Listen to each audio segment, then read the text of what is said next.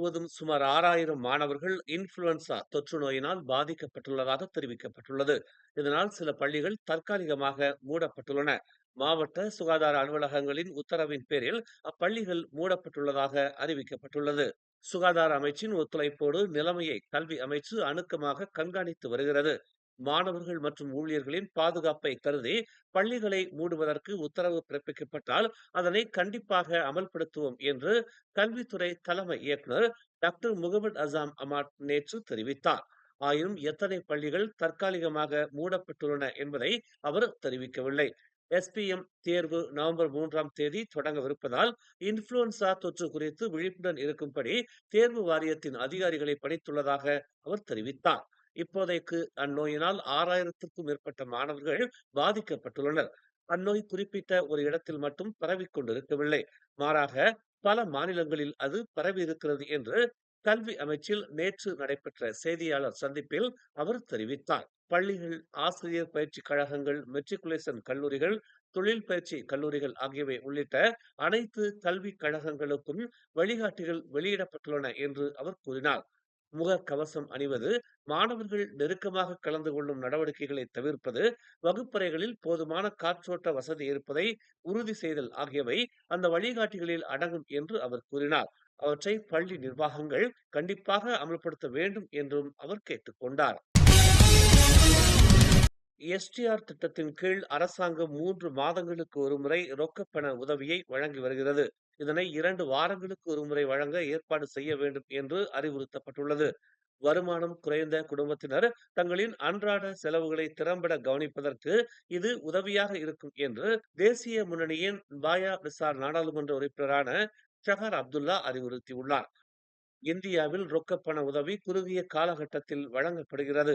அந்த நடைமுறையை நமது அரசாங்கமும் பின்பற்றலாம் என்று அவர் கேட்டுக்கொண்டார். 2 வாரங்களுக்கு ஒருமுறை ரொக்க பண உதவி அளிக்கப்பட்டால் மக்கள் தங்களின் அன்றாட செலவுகளை இன்னும் சிறப்புடன் கையாள்வார்கள்.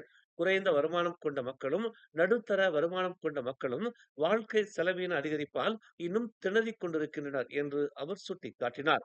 எஸ்டிஆர் ரொக்க பண திட்டத்தின் கீழ் ஆண்டுக்கு 4 முறை உதவித்தொகை வழங்கப்படுகிறது. ஆக கடைசியாக ஆகஸ்ட் மாதத்தில் அது விநியோகிக்கப்பட்டது. இறுதிக்கட்ட உதவித்தொகை நவம்பரில் வழங்கப்பட வேண்டும்.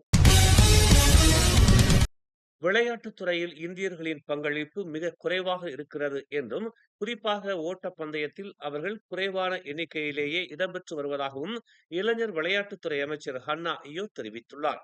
ஆற்றல் மிகுந்த விளையாட்டாளர்களை உருவாக்க வேண்டும் என்கிற கடப்பாடு இளைஞர் விளையாட்டுத்துறை அமைச்சுக்கு இருப்பதாகவும், அதனை முழுமையான செயல்பாட்டுக்கு கொண்டுவர அமைச்சு பல்வேறு திட்டங்களை அமல்படுத்தி இருப்பதாகவும் அவர் கூறினார். நேற்று அம்பாங்கில் உள்ள ஒரு உணவகத்தில் இளைஞர் விளையாட்டுத்துறை அமைச்சு ஏற்பாட்டில் ஊடகவியலாளர்களுடன் தீபாவளி உபசரிப்பு நிகழ்ச்சி நடைபெற்றது.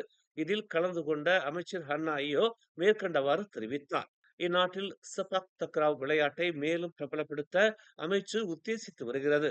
மலாய் பள்ளிகளில் மட்டும் அல்லாது தமிழ் மற்றும் சீன பள்ளிகளிலும் செபாக் தக்ராவ் விளையாட்டை பிரபலப்படுத்த அமைச்சு நடவடிக்கை எடுத்து வருகிறது என்று அவர் கூறினார். ரக்கான் மூடா திட்டத்தையும் அடுத்த ஆண்டு முதல் கொண்டு வருவதற்கான அனைத்து முயற்சிகளும் மேற்கொள்ளப்பட்டு வருவதாக அவர் தெரிவித்தார். இதன் மூலம் விளையாட்டாளர்களை ஊக்குவிக்க முடியும் என்று அவர் கூறினார். அதேவேளை முன்னாள் விளையாட்டாளர்களை கொண்டு இளையோருக்கு விளையாட்டுகள் பற்றிய ஆலோசனைகளும் வழங்கப்பட்டு வருவதாகவும் அவர் தெரிவித்தார். பரிகாத்தான் நேஷனலின் பிரதமர் வேட்பாளர் யார் என்பது குறித்து டிஏபி நாடாளுமன்ற உறுப்பினர் ஒருவர் எழுப்பிய கேள்விக்கு எதிர்க்கட்சி தலைவர் ஹம்சா ஜைனுddin பதிலளித்த பின்னர் மக்களவையில் நேற்று சலசலப்பு ஏற்பட்டது. மத்திய அரசாங்கத்தை கைப்பற்றி ஆட்சிக்கு வந்தால் பிரதமராக யாருடைய பெயரை பரிகாத்தான் நேஷனல் குறிப்பிடும் என்றும், இதை தெரிந்து கொள்ள வாக்காளர்களுக்கு உரிமை இருக்கிறது என்றும் ஹம்சாவிடம் பக்கத்தான் ஹரப்பானின் Kota Melaka DAP MP Khoo Poay கேள்வி எழுப்பினார். இதற்கு பதிலளித்த ஹம்சா, பிரதமர் வேட்பாளர் யார் என்பதை உண்மையிலேயே நீங்கள் தெரிந்து கொள்ள விரும்பினால் பரிகாத்தான் நேஷனலைச் சேர்ந்த அனைத்து எம்பிக்களுக்கும் அது தெரியும். ஒருவேளை கூ அதை தெரிந்து கொள்ள விரும்பினால் அவர் பரிகாத்தான் நேஷனல் கட்சியில் சேர வேண்டும் என்று ஹம்சா அழைப்பு விடுத்தார். வரும் திங்கட்கிழமை கொண்டாடப்படவிருக்கும் தீபாவளி பண்டிகையை முன்னிட்டு 9 அத்தியாவசிய பொருட்கள் அதிகபட்ச விலை கட்டுப்பாட்டின் கீழ் கொண்டு வரப்பட்டுள்ளன. இந்த விலை கட்டுப்பாடு வரும் வியாழக்கிழமை தொடங்கி 22ஆம் தேதி வரை நாடு முழுமையிலும் அமலில் இருக்கும் என்று உள்நாட்டு வாணிபம் மற்றும் வாழ்க்கை செலவினத்துறை அமைச்சர் அர்மிசான் முகமது அலி தெரிவித்துள்ளார். இந்த விலை கட்டுப்பாட்டு பட்டியலில் எலும்புடன் கூடிய இறக்குமதி ஆட்டிறைச்சி, தக்காளி, சிவப்பு மிளகாய், சிறு சிவப்பு வெங்காயம், இந்திய இளம் சிவப்பு வெங்காயம், பெரிய வெங்காயம், ஆஸ்திரேலியா பருப்பு, முழு தேங்காய் மற்றும் துருவிய தேங்காய் ஆகியவை அடங்கும். தீபாவளி பண்டிகை காலகட்டத்தில் அத்தியாவசிய பொருட்கள் போதுமான அளவுக்கு விநியோகிக்கப்படுவதை உறுதிப்படுத்த விவசாயம் மற்றும் உணவு பாதுகாப்புத்துறை அமைச்சுடன் சேர்ந்து தமது அமைச்சு பணியாற்றும் என்றும் அவர் கூறினார். மலாக்காவில் உள்ள ஒரு பள்ளியில் 3ஆம் படிவ மாணவி ஒருவரிடம் கூட்டாக சேர்ந்து பாலியல் பலாத்காரம் புரிந்த 4 5ஆம் படிவ மாணவர்கள் பள்ளியில் இருந்து நீக்கப்பட்டுள்ளனர். நேற்று திங்கட்கிழமை கூடிய அலோர் காஜாவில் உள்ள சம்பந்தப்பட்ட பள்ளியின் கட்டொழுங்கு வாரியத்தினால் இம்முடிவு எடுக்கப்பட்டுள்ளதாக கல்வி தலைமை இயக்குநர் அசாம் அமாட் தெரிவித்துள்ளார். இச்சம்பவத்தில் பாதிக்கப்பட்ட மாணவி தற்போது மருத்துவமனையில் சிகிச்சை பெற்று வருவதாகவும் அவருக்கு தீவிரமான ஆலோசனை வழங்கப்பட்டு வருவதாகவும் அவர் கூறினார். மேலும் செய்திகளை தெரிந்து கொள்ள தமிழ் மலர் நாளிதழை பாருங்கள். உடனுக்குடன் செய்திகளை தெரிந்து கொள்ள தமிழ் மலர் இணையதளம், தமிழ் மலர் செயலி மற்றும் மலர் டிவி யூடியூப் சேனலை வலம் வாருங்கள். எங்களோடு இணைந்திருக்க மலர் டிவியை பதிவு செய்து கொள்ளுங்கள். உறவுகள் மகிழ்ந்திட விருப்பம் மற்றும் பகிர்வு சேவையை சொடுக்கிடுங்கள்.